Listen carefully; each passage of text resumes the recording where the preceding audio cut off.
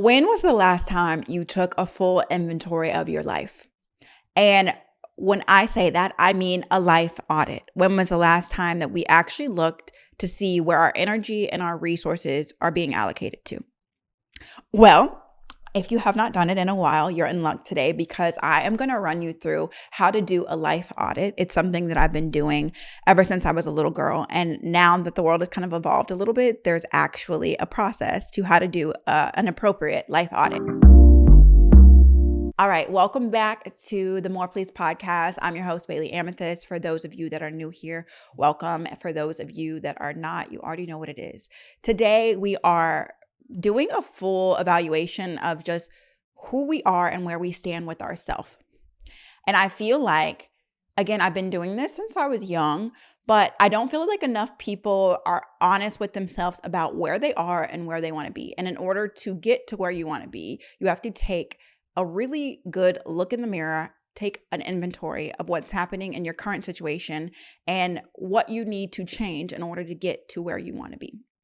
So to jump right in, I'm actually going to run kind of quickly through this podcast. So if you need to slow it down or if you need to take notes and ask questions at the end, please feel free to, because there's a lot to cover here with this life audit. So the first thing I'm going to do is put here on the screen exactly what a life audit looks like. I'm going to do a pie chart version over here, like a diagram. And then over here, I would like to show you guys the list version, because I understand that all of us are different and we learn and process things differently, but it's very important to me. And actually, for the people that are listening to this and not seeing it visually, I'm going to make sure that I attach a link so that you can see these printouts if you do want to see them eventually, because as your homework, I am challenging you all to do a life edit individually, whether that's in your journal in the listing way, or if that's a printout version of this pie chart. Okay, let's jump right in. Actually, no, first we need a pep talk. It is November 2025, which means that the year is almost over. And I know that a lot of the times people are like, I don't really like the new year, new me stuff. And while that is valid, I really do like the New Year's because it's always a good time to check in with yourself and kind of reorganize and relaunch yourself as a person. So whenever it starts getting close to the holiday season, I always take inventory of my life and decide where I want to be starting this new year off. So right now, I'm going to start the Becoming series. And as the next few weeks progress, I want us to really focus on who we want to become in the next year, right? Okay, so here's how I used to do my life audits. Every year around this time, my mom would say, okay, Bayleigh, I want you to take a good look at your life and I want you to pray the prayer of exposure. And this is really funny because I actually hated praying this prayer when I was growing up, but now I literally live by it. So basically the prayer of exposure is you pray and you say, God, I want you to expose any areas of my life that I am lacking in. Please expose any shortcomings that I have so that I can become better. And then also the second layer to the exposure prayer is to expose anybody in my life that does not have good and pure intentions for me. So by praying this prayer, immediately I would notice a shift, just because I asked for God's help and gave him permission to kind of come and wreck my life. I would notice a shift in how I perceive things that I'm doing every day, my self-talk, how I show up for myself. Am I being lazy or lethargic instead of getting up and going to the gym? And there would be certain revelations that would come from me praying this prayer that I just feel like I didn't notice before. And then also on the other side, when it comes to my relationships, I would literally notice that there would be certain people that would reveal themselves right away, where I'm like, oh, actually their intentions for me aren't good. And whether I decided to cut them out of my life or whether I told God, because sometimes, guys, I'm non-confrontational. So sometimes my mom would be like, if you don't want to deal with them, just pray that God would have them remove themselves. So I would literally randomly get a text from somebody and then they would be, angry or distance themselves, or, something would happen that's just completely left field where I literally knew like, oh, okay, I prayed this prayer. I need to let them go out of my life. So Neither here nor there. Pray that prayer with caution, because it will really expose, everything that is going on in your life that is not supposed to be there. But back to the audit. Okay, so this audit is actually 8 parts, and I'm obviously I'm a visual learner, so I'm going to go off of the picture. And for the people, again, that are listening, I'm going to paint a picture in your head. It's a pie chart, a circular pie chart, and each section, there's 8 sections, has a different area that you should work on. So the sections are as following. Number 1, mental health. Number 2, physical health. 3, social life. 4, family and friends. 5, career. 6, finances. 7, physical appearance. And 8, environment. Now, this is just what the paper says. If you are doing this and you're going through it and you feel like one of these should not apply to you, say you're a stay-at-home mom and you feel like your career is a 10 out of 10, you feel very happy with that, you can add in, of course, another section that you feel like is more relevant to your life. But I actually really enjoy these sections because I feel like it's a very well-rounded way to look at what's going on in my life. So I'm going to run through these sections and kind of do an overview of what we should be looking for whenever we're evaluating ourselves in these sections. And actually, before I even jump into the individual sections, I just want to remind yourself that as you start this process is not for anybody else but you. You need to be completely vulnerable within yourself and completely honest with yourself when you're doing this process, or else you might as well not do it. And I know that that is extremely hard for a lot of us, because whenever you're doing an audit, you are going to feel like there are places in your life where you're not good enough. You're going to feel like, wow, like I really could be doing better here. I really dropped the ball in this area. And I want you to immediately give yourself grace and also permission to fail. I don't know what the obsession with being perfect is, but failure is the only way to get better at something. And here we fail forward. So I have failed in at least maybe 2 of these areas, I know for a fact, but I'm using that information to work on my gaps, and I want to fail forward. I no longer want to be this version of myself. Cool. I messed that up. Now I know what not to do, and I can finally move forward and, into the highest version of myself. So just want to let you know, give yourself grace. I'm not here to yell at you, but if you need to yell at yourself, you know what kicks yourself into gear. So do what you need to do. Okay. And as you can see, I'm really excited about this, guys. Starting with mental health. All right. So when you're evaluating your mental health, there's a few areas that I feel like you need to make sure that you check off your list, because everybody's mental health is different. But the first thing that I actually look at when I say, okay, how is my mental health? I am asking myself, how is my self-talk? When I look into the mirror and I can look at every flaw, how am I communicating with myself? Is it nothing but negative feedback? Is it nothing but bashing myself? Is it, wow, you're really not where you need to be, and oh my gosh, blah, blah, blah? Or is it full of I'm proud of you. Yeah, you could have given more energy today, but you had 70% and you gave all 70%, right? How are you showing up for yourself? And then if you're following along with the pie chart, in the center of it, there's little lines from 1 through 10. And I want you to rate yourself 1 through 10. How happy am I in that category? And then, which this is what I normally do. I take notes on the side where I'm like, okay, on a scale of 1 to 10, I'm about a 7.5 in mental health. Then I'm going to write on the side, I feel like I can work on my self-talk a lot more. I feel like I might need to do affirmations in the mirror. Maybe I should add a Post-it note with my goals on it. So every day when I wake up, I can remind myself that I have a purpose and that I'm going somewhere and I'm fighting for something. So there's certain things that as you start to really evaluate this area of mental health, you can really, really get into. Second thing within the mental health area, I would say is, are you letting your energy constantly be drained? So where are your boundaries when it comes to your mental health? Are you people pleasing? Are you overcompensating? Are you stretching yourself entirely too thin? Are you giving yourself permission to rest? Last week we talked about rest and how important it is for people to allow themselves to rest, because that's a big process. But the correlation between rest and your mental health is a huge one, and I don't want us to skip out on that. So make sure that you're giving yourself enough grace and you're giving yourself enough rest. Okay. And then the last thing I want to say about mental health, which again, each one of these subjects I could probably dive into for 45 minutes alone. I'm just trying to go through to give you some examples so that you can do this yourself. This is not a me telling you how to think or how to feel. This is a you really looking within yourself and seeing where you are. Okay.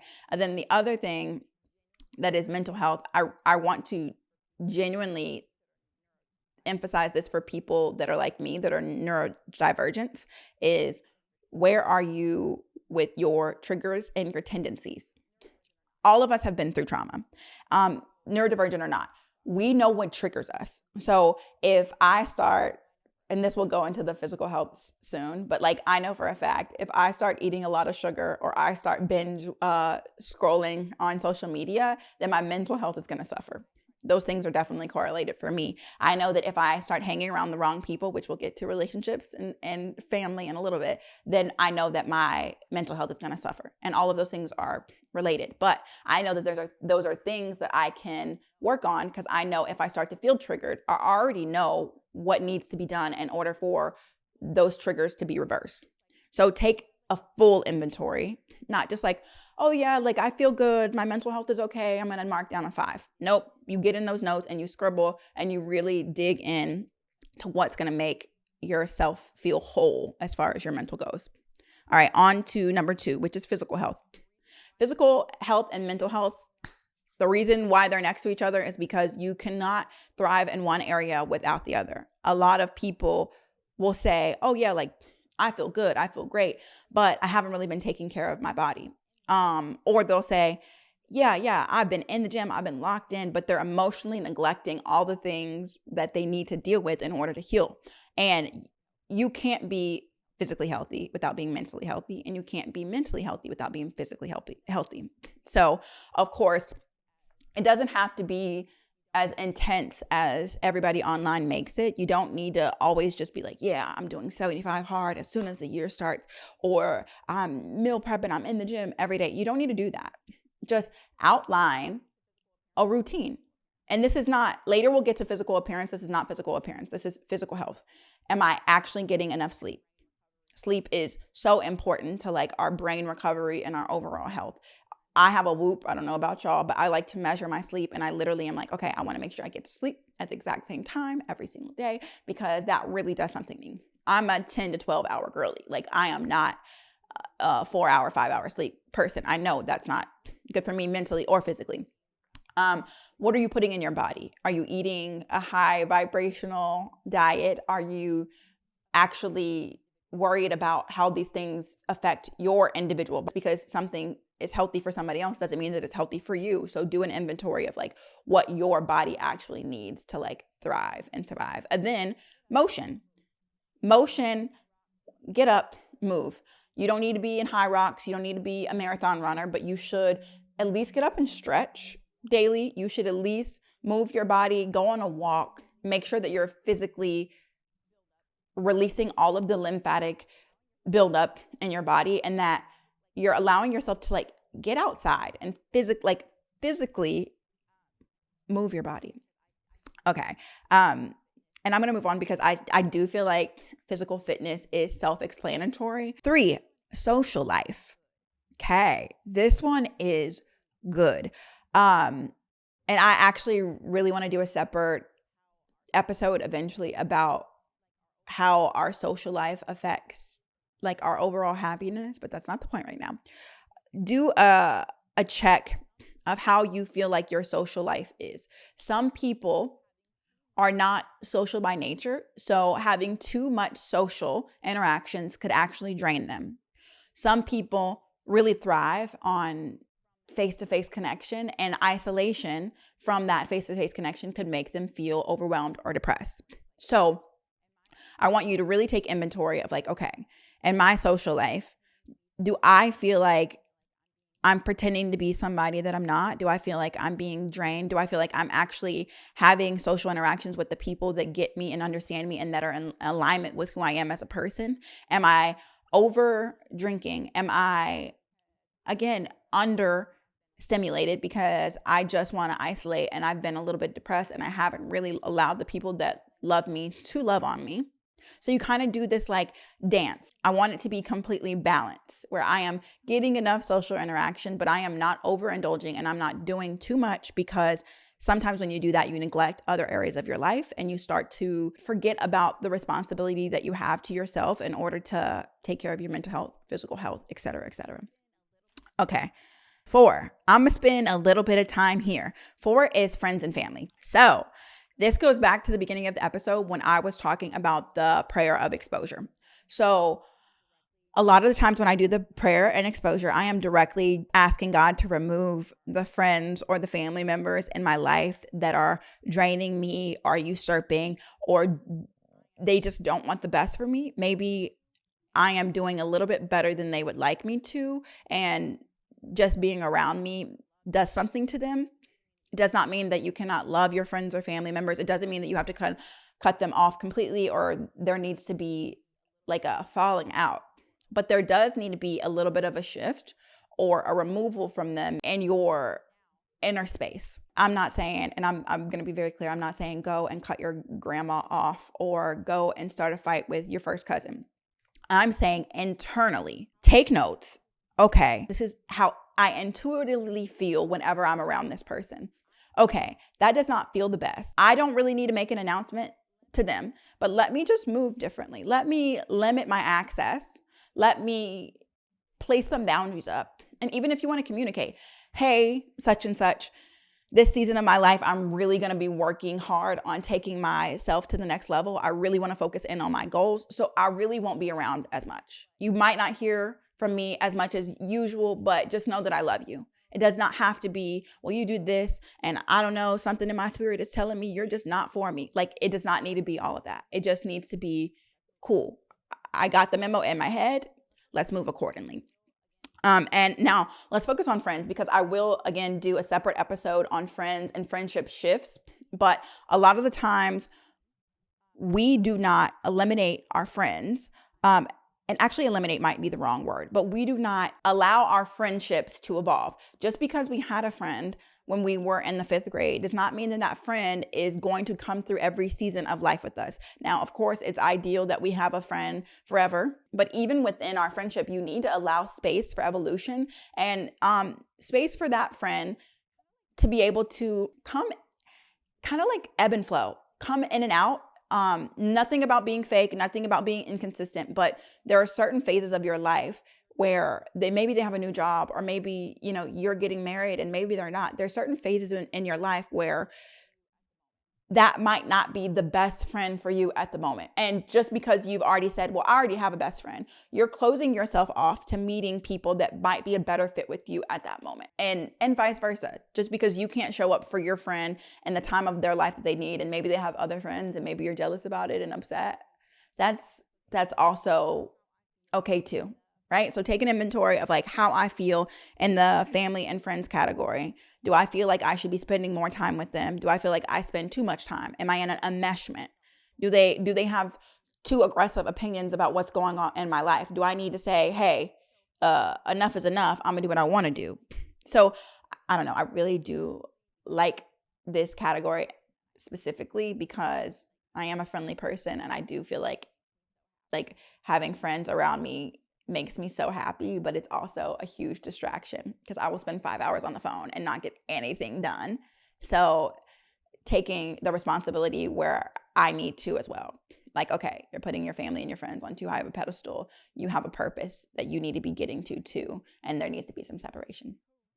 All right, let's move into career. I don't know why I did that, but yes, career.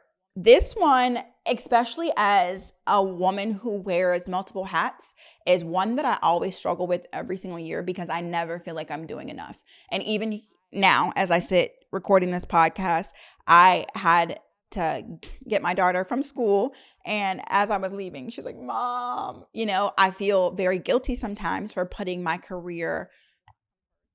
And I'm not going to say first, because my career definitely does not come first. Like, my family comes first, God and my family. But I do feel guilty sometimes I do feel guilty sometimes for making my career a priority when there's a lot going on in my life.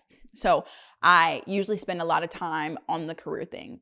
Okay, what is a reasonable goal for me this year when it comes to career? What am I willing to sacrifice? Do I feel like this is the most important thing to me in the space and the time that I'm in, right? And for a lot of people that have traditional corporate careers, it might be a little bit different for you. Maybe it's, do I feel happy in the role that I'm currently in? Do I feel like the company is allowing me space to grow? Do I feel like there's some leeway to be able to move around in the company? Can I try something new? Or do I feel like I've outgrown my environment? Do I feel like they value me enough? Because that's very important. And especially right now, I'll be completely honest. I see what's going on with the job market. Like, there has been a lot of people that have been furloughed or laid off, or they can't find a job because there's so much saturation in the market of people looking for jobs right now. That's something where I feel like you can really be like, all right, no, I am not happy that I am without a job right now. But that actually gives me a lot of time to take some inventory and see if I can pivot in a way that's going to make me happier. Because sometimes, just sometimes, and again, I'm not trying to attack y'all. I'm just trying to be honest. Sometimes God pulls you out of a situation in order to make you reevaluate so that you can figure out where exactly you actually need to be. Some of y'all have stayed at those jobs way too long. Some of y'all got so comfortable because it paid well, but you've been unhappy and you've been suffering through this job. Some of y'all have been too loyal. You've given too much of your energy, and you have ideas and gifts of your own that you need to put some energy into. Some of y'all don't need to be in corporate at all. You need to be entrepreneurs. There's so many things, and there's so many different ways that it can go. And I don't know if I'm specifically talking to anybody right now, but some of you guys need to pour into yourself so that you can have the confidence to do what you already do for somebody else, but for yourself. Yeah, because a lot of the times, and I know this because I am an employer, I have people, a lot of the times I say to, and this is just me, every boss is different, but I say to my people, yeah, you need to do something on your own, because I see the talent. Like, I have come across videographers, I've come across producers, I've come across people that are so talented, where I say in the back of my mind, yeah, I'm not going to be able to hold on to this one for very long, because I can see the spark in them. I'm never going to be like, oh, well, I just want them to work for me. No, I want you to do whatever God calls you to do. So you look within yourself and say, I have been sleeping on myself a little bit too long. I have been doubting myself, and I really need to take a leap of faith and go crazy in my career. Also, we can flip it on the other side. Some of y'all have been giving way too much of yourself for way too long, and you're in burnout. That is a time where you need to scale it back. I do not care if such and such is on you and they're pushing deadlines. I do not care if you just have been in grind mode and you're in survival mode for 5-10 years. That is eventually going to affect your health, and we cannot have a well-balanced wheel without you taking inventory, taking a step back, and really figuring out what needs to be adjusted for you to be happy and balanced in your career. All right, guys. Okay. We're moving on to physical appearance. This one might ruffle some feathers. So I'm going to be very delicate about what I say about physical appearance, because I am not ever in the business of pushing beauty standards on people. I do not want to be like, girl, you need to look a certain way. No. Girl, boy, whoever is watching this video.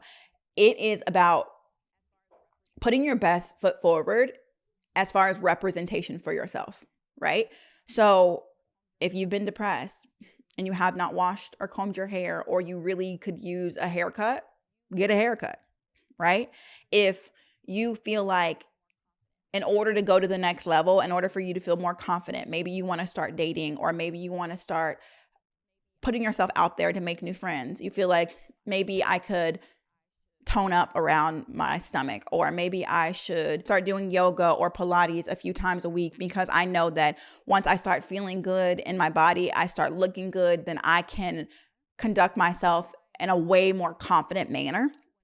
I personally love when people get their signature style, because again, it's all about confidence, and it's all about making sure you're comfortable in the skin that you're in. So a lot of that does have to do with what you're wearing, how it makes you feel. It does not have to be expensive or anything crazy like that. But for a long time, y'all, my signature was yoga gear, because I was a yoga teacher, and I was just like, ooh, I'm just gonna like I loved being in yoga gear, and I felt like I felt my best whenever I was like in a workout set, even if I'm not working out, and I just like thrived in that era of my life. Now that I am more motherly and more of a wife, I'm actually starting to get into like modest clothing. Like, I don't really feel comfortable in the skin tight bodycon dresses anymore. I like something elegant and flowy, and I'm really enjoying like exploring that version of myself. Being physically fit helps with my appearance. There's not a puffiness in my face. There's not a bloating or a inflammation in my body. So I do feel like physical appearance is very important, especially if the last category, you're working on your career and you need to rebrand yourself. So don't sleep on the physical appearance. I know it's a little shallow, but let's be honest, physical appearance is very important, especially in times like now. Social media, dating apps, all the things. Okay. And last but not least, our final category is environment. And I don't know why I'm so happy today, guys, but this is like my bread and butter, my jam. This is the kind of stuff that I do on a regular basis, and I really get like excited to talk about, because my husband and I usually take inventory of our environment often. We have moved quite a lot. If you don't know that about us, I think we've been married for 7 years, and we've probably moved like 8 times. For some people, that would be unhealthy, but for us, it's really about inspiration in our environment. If I am in a space where I do not feel inspired, I am going to move out of that space, period. I really enjoy looking outside of my window and seeing something that motivates me to do better, whether that be like, ooh, I am inspired to write and I'm going to write. Ooh, I'm inspired to get outside and work out. Like, I really do think like your environment is very important, like your physical environment, but then also you add in your emotional environment and literally your friends, and like all of the things that create your environment are very important. Okay. If you have a roommate that is toxic, you need to change roommates. I don't care if the lease is not up till October. Maybe we find a subletter, or maybe we say to the roommate, hey, can we arrange something to where I get out of this lease early, whatever. If you have a really negative coworker, but y'all sit next to each other and they always roll in their chair over to you to gossip and whatever else, maybe ask for a desk switch. And it's going to be awkward, yes, but who cares? Because your environment is so important. All the energy that you receive on a regular basis, like you're taking in all this energy from where you are. There's certain cities that I land in and I can feel like the moment I land in the cities, I'm already like stressed or obnoxious or uptight. And I'm just like, I'm on defense mode. Let me look over my shoulder. Let me blah, blah, blah. And obviously I live in Dubai now. So I feel like my energy here is a lot softer. It's a lot more graceful, and I don't have as much like masculine energy here. I'm very much in my feminine here, and I think that's very important for me. And also your environment in your home. You set the tone for your home. So in my home, I keep it covered. I pray over my home. When people walk into my home, I want them to feel peace. I make sure that there is no yelling or screaming or arguments in my home. I treat my space and my environment as if it's like a sanctuary, right? So I really want you to not be like, oh, my environment is fine. Like it's fine. Like I can deal with whatever. No, take that very seriously because it's a direct correlation with how you are overall. It directly affects your mental health. If I am in a space where there's not enough natural light and it's too dark, I get sad. The seasonal depression thing, it actually happens. And I know that a lot of us can't just pick up and move whenever we feel depressed, but like take into account that, all right, if I am in the winter time and I am in darkness 90% of the time, maybe I need to get up and go to an infrared sauna and make sure I get some vitamin D. Maybe I need to take some vitamin D drops whenever I wake up in the morning. Like, just take time to realize how the area and the space around you actually affects you, because I feel like we don't pay enough attention to that. Oh, last thing. If you're in your hometown still and you've never gotten out, but you have an urge to get out, now is a great time. Now is a better time than ever because I don't want you to get stuck, and I want for people to be able to experience life outside of their comfort zone. It's very important. It grows you in ways that you cannot imagine, and I think everybody should experience at least once. Okay, so to wrap this up, guys, you should always be taking inventory of your life. It should be something that you do on a regular basis. Once a year is fine, but as you start to really deep dive, you'll be checking in with each individual category as the year goes, and you can start to make and refine adjustments so that every year when you do a full check-in, you're like, oh, I've actually come a long way. If you want to print out these sheets, obviously you can find it anywhere on YouTube, on Pinterest, but I will also try my best to link one too. And I would say start to date them and then save them and then see how far you've come over the years.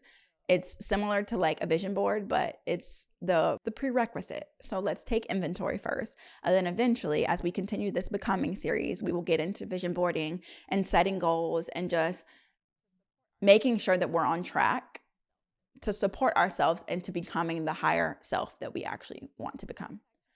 But anyways, on that note, comment section is always open. So please make sure that you comment. Tell me how this is making you feel. If you want to discuss something, or if you want to hear about a specific topic in one of our upcoming episodes, you know, I'm always here and down to listen. But I love you, babies. I will see you next week on the More Please podcast.